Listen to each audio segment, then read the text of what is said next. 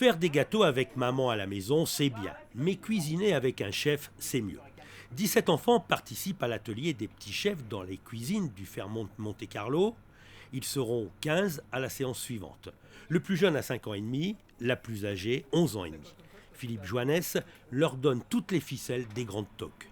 Donc on va faire une tarte avec les clémentines, la petite pâte sablée. Vous allez l'étaler, vous allez la couper. Ensuite on va la mettre à cuire. Et pendant qu'elle va cuire, on va s'occuper des fruits et on va s'occuper des décors. À chaque cours, son thème. Après Pâques, en avril, et la fête des mères en mai, la thématique cet après-midi est Halloween. Et c'est en ayant l'impression de cuisiner comme les grands que les petits chefs mettent la main à la pâte. Là, je suis en train d'étaler la pâte. Et à chaque fois, si ça colle, je mets de la farine, comme ça ne colle pas. Toujours encadrés par le chef Philippe Joannès, les enfants maîtrisent les 1001 astuces qui leur permettent de réaliser leur dessert. Une activité rigolote et gourmande pour les éveiller aussi à de nouvelles saveurs. Ce qu'on veut, c'est passer des messages aux enfants pour pouvoir les intéresser aux produits frais, aux produits locaux, aux produits de saison.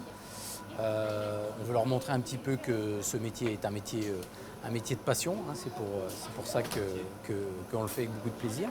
Et puis je crois qu'aujourd'hui, il y a un vrai intérêt pour les enfants d'apprendre et puis d'être là pendant 1h30, 2 heures avec nous pour pouvoir découvrir les produits. Et puis surtout, ils vont réaliser un gâteau qu'ils vont pouvoir ramener chez eux et qu'ils vont offrir. Ils vont repartir avec un petit cadeau.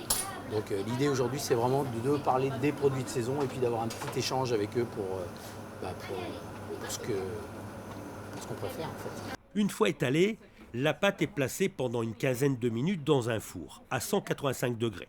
Pendant la cuisson, les enfants préparent la décoration de leur tarte. Ils épluchent les mandarines et travaillent la pâte d'amande.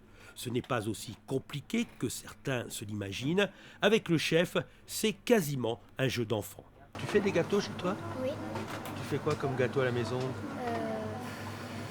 Je fais des sablés, je fais des gâteaux, je sais plus comment ça s'appelle, des gâteaux avec de la confiture.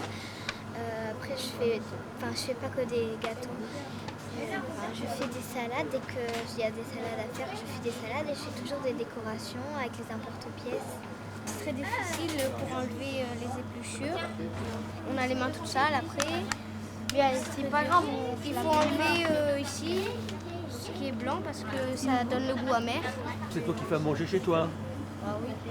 Comme ça, maman elle fait plus à manger, elle fait plus la bouche. D'accord. Elle va pas.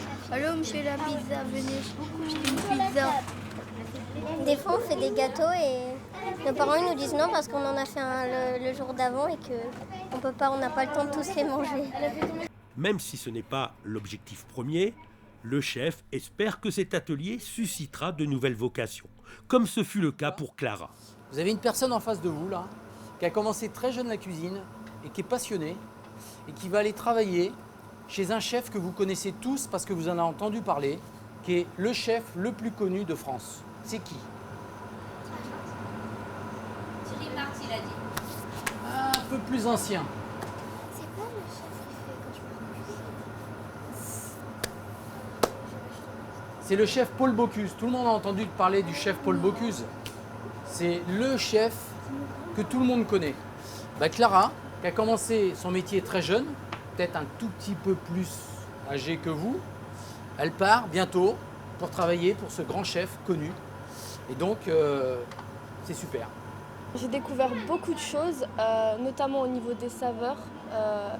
Et vraiment, pour moi aujourd'hui, c'est un équilibre de travailler en pâtisserie. C'est important, je pense, aujourd'hui de savoir ce qu'on a dans son assiette. On parle tellement de malbouffe et de choses.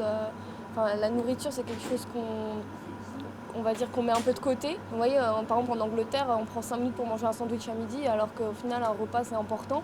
Et voilà, c'est quelque chose qui me tient à cœur, de retrouver un peu les valeurs importantes de la cuisine. On est en France, on aime manger, donc voilà, c'est important. La dernière étape consiste à confectionner la tarte avec de la crème de marron, les mandarines ou encore la pâte d'amande. Puis là maintenant, on est dans la création. Et là, chacun fait ce qu'il veut. Vous voyez là-bas, on est en train de faire un arbre de potiron Ça, c'est ce qu'on préfère, ça. En fait, ça c'est le côté qu'ils préfèrent. C'est comment je vais pouvoir faire. Alors, on va avoir des tartes complètement différentes à la fin, hein.